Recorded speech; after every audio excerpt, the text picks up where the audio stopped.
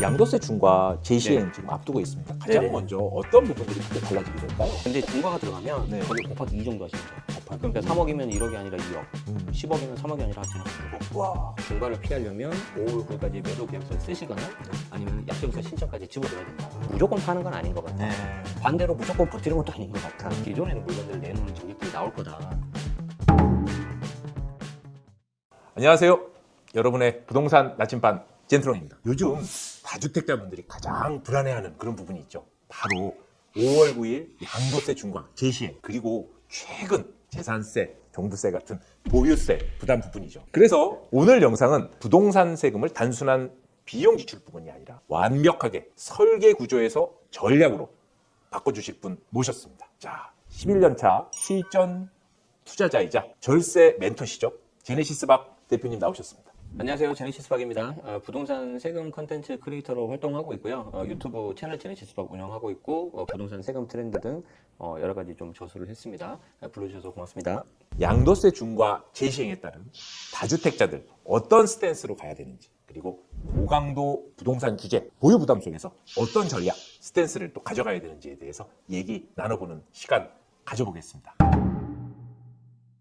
양도세 중과 재시행 네. 지금 앞두고 있습니다. 가장 네네. 먼저 어떤 부분들이 크게 달라지게 될까요? 일단 부동산 세금에서 가장 큰 게 양도소득세잖아요. 그렇죠. 왜 그러냐면 이제 취득, 보유, 양도 세 가지가 있는데 네. 마지막 매각할 때 그동안 오른 차익에 대해서 세금을 내는데 네. 보통 3억 정도 오르면 세금 1억 정도 나오고요. 네. 뭐 5억 정도면 1억 한 6, 7천, 네. 10억이면 3억 정도가 나옵니다. 네. 근데 중과가 들어가면 네. 거기 곱하기 2 정도 하시면 돼요. 곱하기. 그러니까 3억이면 1억이 아니라 2억, 2. 10억이면 3억이 아니라 대략 한 6억. 와. 어마어마하죠. 그렇죠. 그렇기 때문에 이제 양도세 중과는 네. 가급적 좀 이렇게 피하셔야 된다. 그래서 다주택자이신 분들 네. 그리고 매각하는 순간 양도 당시에 조정대상 지역에 있는 주택들 네. 예를 들어서 저는 수원에 있는데 처음 샀을 때 비조정이었는데요. 필요 없습니다.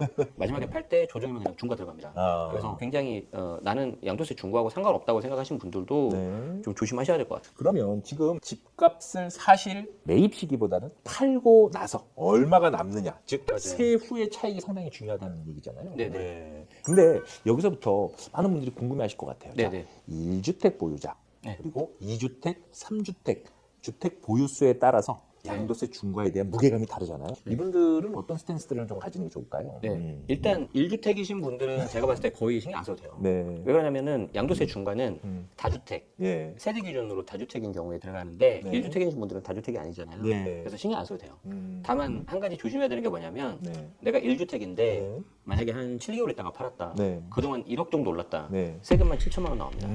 왜 왜 그러냐면 단기 양도세 들어가거든요. 네. 60% 70%예요. 그래서 최소한 2년 정도는 가지고 있어야 된다. 네. 그리고 이제 2주택부터는 우리가 이제 다주택으로 들어갑니다. 네. 2주택부터 이제 다주택으로 들어가는데 아까 말씀드린 것처럼 양도 당시 조정이면 중과 들어가 버려요. 그렇죠. 그런데 이제 그게 무조건 다 되는 건 아니고 네. 26년 5월 10일부터 여기에 지금 변수가 생겼어요. 네. 뭐냐면 네. 우리가 212 대책이라고 하는데 네. 5월 9일까지 매도 계약서를 쓰면 네. 중과를 봐주겠다는 거야. 주택을 사고 파는 거의 대원칙은 잔금일이잖아요. 그렇죠, 그렇죠. 근데 잔금이라는 거는 계약을 하고 중도금하고 마지막에 잔금 한 2, 3개월 정도 프로세스가 가는데 네. 이걸 좀 땡겨서 계약서만 써줘도 우리가 봐주겠다.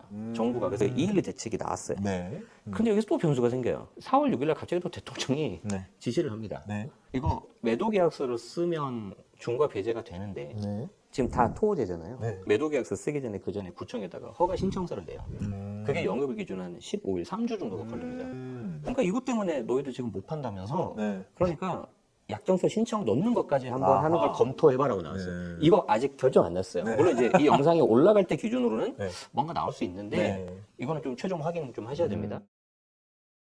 규제 예외를 하니까 좀 복잡해지는 거죠. 네. 그래서 어찌됐든지 간에 2주택 이상 다주택이신 분들은 내가 매각하기 전에 중과를 피하려면 5월 9일까지 매도 계약서를 쓰시거나 아니면 약정서 신청까지 집어넣어야 된다.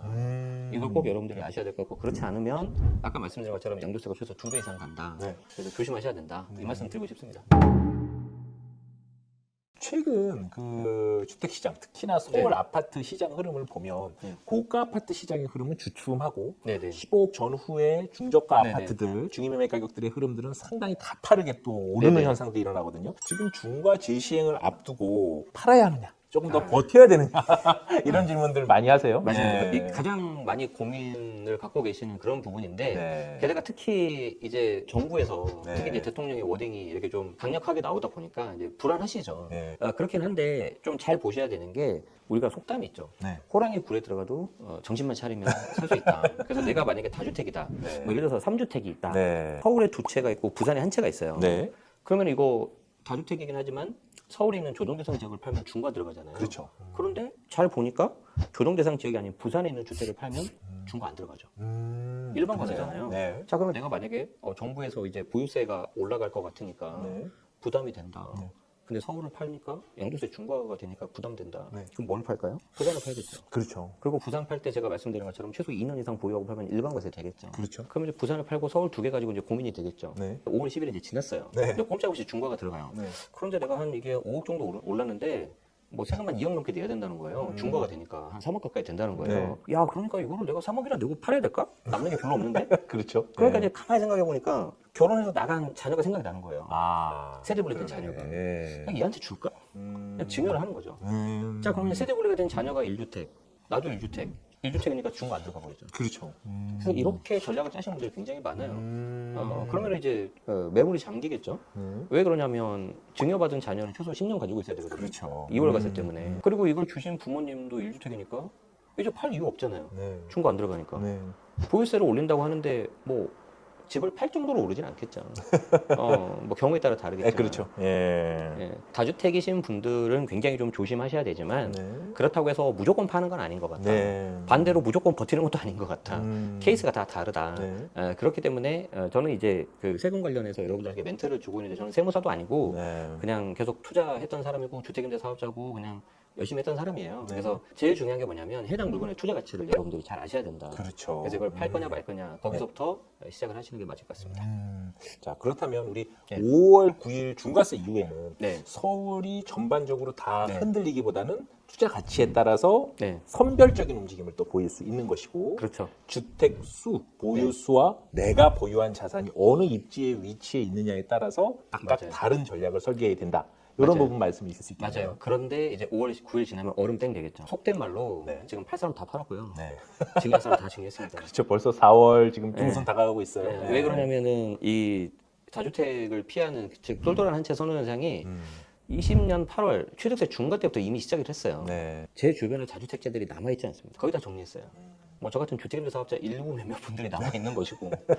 그래서 10일부터는 거래가 안 되는 그런 시장으로 갈 것 같고. 네.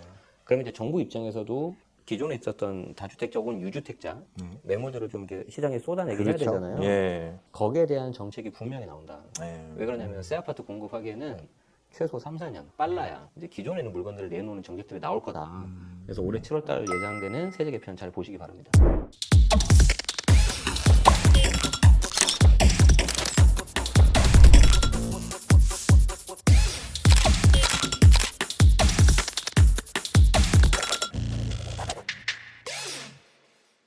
오늘 저희 제네시스 밥 대표님 모시고 지금의 주택 시장 흐름 어떻게 지금 흘러가고 있는지 그리고 5월 9일 양도세 중과 재시행 이후 주택 수와 또 보유한 자산의 입지별로 취해야 되는 스탠스와 향후 전략에 대해서 알아보았습니다. 다음 시간에는 저희가 지금 이런 고강도 부동산 규제에서 조금 편한 빌라 재개발 그리고 주택임대사업자 이렇게 연결된 부분에 대해서 다음 2부에서 얘기를 이어서 해보도록 하겠습니다. 지금까지 여러분의 부동산 나침반 젠트롱 TV였습니다.